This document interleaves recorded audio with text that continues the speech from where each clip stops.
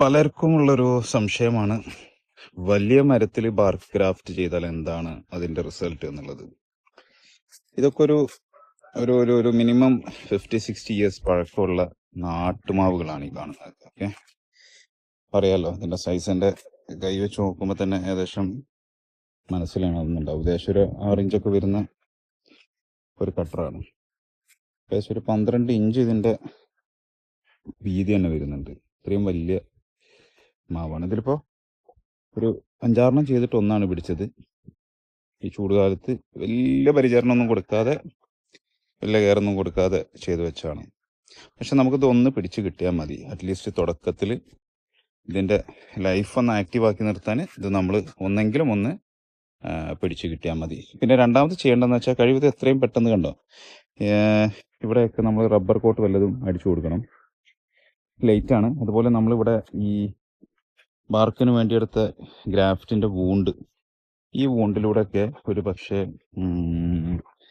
ഈ സ്റ്റെം ബോർഡറൊക്കെ ഇറങ്ങി ഇത് കൊത്തി നശിപ്പിക്കാനൊക്കെ സാധ്യതയുണ്ട്. കുത്തി നശിപ്പിക്കാൻ. അപ്പൊ ഈ മാവിന് പ്രായം കൂടുന്തോറും, അല്ലെങ്കിൽ തടിക്ക് പ്രായം കൂടുന്തോറും ഇതിന്റെ തൊലി അളക്കാൻ ഭയങ്കര പാടാണ്. തൊലിക്ക് തന്നെ ഏകദേശം 1 ഇഞ്ചോളം തിക്നെസ് വരും. അപ്പോൾ സ്വാഭാവികമായിട്ടും ഇതുപോലെ ഉള്ള വൂണ്ടുകളെ നമുക്ക് ഉണ്ടാക്കാൻ സാധിക്കും.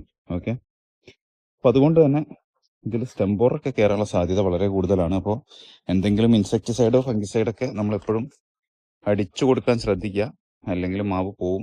പോയ മാവ് ഞാൻ കാണിച്ചു തരാം. ഏകദേശം 1 വർഷം ഉള്ള വളർച്ചയാണ് ഈ കാണുന്നത്. ഇതിൽ ഒന്ന് പിടിച്ചു കിട്ടിയിരുന്നു, നമ്മൾ ബാർക്ക് ചെയ്തത്. മഴക്കാലമൊക്കെ ആണെങ്കിൽ, അല്ലെങ്കിൽ മഴക്കാലം കഴിഞ്ഞ സെപ്റ്റംബർ ഒക്ടോബറിലൊക്കെ ചെയ്യുകയാണെങ്കിൽ സാധ്യത വളരെ പിടിച്ചിട്ടാണ് സാധ്യത ഒന്നുകൂടെ കൂടും. നമ്മൾ പിന്നെ നമുക്ക് സൗകര്യമുള്ള സമയത്ത് കട്ട് ചെയ്യുന്നു എന്നേ ഉള്ളൂ. ഇനിയിപ്പോൾ കട്ട് ചെയ്തിട്ട് നമുക്ക് ബാർക്ക് ഫെയിൽ ആവണമെങ്കിലൊന്നും അതൊന്നും ഒരു കുഴപ്പമില്ല. അതിൽ പുതിയ കമ്പുകൾ വരും, ഇതുപോലുള്ള കമ്പുകൾ വരും, കണ്ടോ, അതിൽ നമുക്ക് ചെയ്യാം. ഇത് ബാർക്ക് പിടിച്ചതാണ്. ഈ കാണുന്നത് ബാർക്ക് പിടിച്ചാണ്. അതിൻ്റെ മേലെ ബാർക്ക് പിടിച്ച കൊമ്പ് തന്നെ ഒരു 4-5 വെറൈറ്റി വേറെ ചെയ്തിട്ടുണ്ട്. അതിൻ്റെ സൈഡിലും വേറെ കമ്പുകളൊക്കെ വന്നിട്ടുണ്ട്. അപ്പോൾ അങ്ങനെയൊക്കെ നമുക്ക് ചെയ്യാം. പക്ഷെ മരത്തെ പ്രൊട്ടക്റ്റ് ചെയ്യണം. നമ്മൾ ഒരു മരത്തെ കട്ട് ചെയ്ത് കഴിഞ്ഞാൽ അതിൽ സ്റ്റെം ബോറർ മറ്റു പല പ്രാണികൾ വന്ന് കുത്തി നശിപ്പിക്കാനുള്ള സാധ്യത വളരെ കൂടുതലാണ്.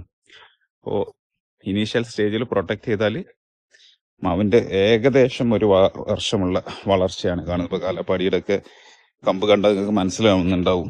ഓക്കെ, പല പ്രാവശ്യം കട്ട് ചെയ്താണ്. ഇവിടെ കുറെ കട്ട് ചെയ്തിട്ടുണ്ട്. അതാ കണ്ടോ, ഇവിടെ കട്ട് ചെയ്തു ഒത്തിരി. ഇവിടെ അവിടെ കട്ട് ചെയ്തു. കട്ട് പല തവണ കട്ട് ചെയ്തിട്ടും നല്ലൊരു വളർച്ചയാണ്. 1 വർഷം ആവുന്നേ ഉള്ളൂ. ഇതിപ്പോൾ വി ഗ്രാഫ്റ്റ് ചെയ്തിട്ട് ഏകദേശം ഒരു 8 മാസം ഒക്കെ ആവുന്നുണ്ടാവുള്ളൂ. ഇതൊരു എന്താ പറയുക, ജംബോ ബനാന, കിങ് ബനാന എന്നൊക്കെ പറഞ്ഞൊരു മാവിൻ്റെ വെറൈറ്റി, തായ്ലാൻഡിലാണ്. ഭയങ്കര വളർച്ചയാണ് അതിന്. അപ്പോൾ അങ്ങനെയാണ് വെച്ചിട്ടുള്ളത്. ഇതിൻ്റെ ഇവിടെ ടോപ്പിൽ റബ്ബർ കോട്ട് വെച്ച് പ്രൊട്ടക്ഷൻ കൊടുത്തിട്ടുണ്ട്. അതുകൊണ്ട് തന്നെ അത് ക്ലീൻ ആയി നിൽക്കുന്നുണ്ടെങ്കിലും ഇതുപോലത്തെ വൂണ്ടുകളൊക്കെയാണ് പ്രശ്നം. ഇത് ഓൾറെഡി ഹീലായി. ഓക്കെ, അവിടെ ക്യാമ്പിയം വന്ന് കവറായിട്ടുണ്ട്.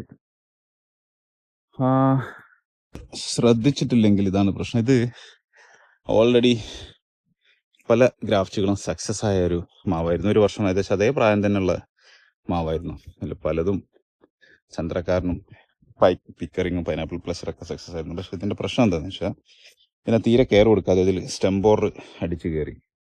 സ്റ്റെം ബോർഡർ കയറിയ പാടുകൾ നിങ്ങൾക്ക് കാണാൻ സാധിക്കുന്നുണ്ടാവും.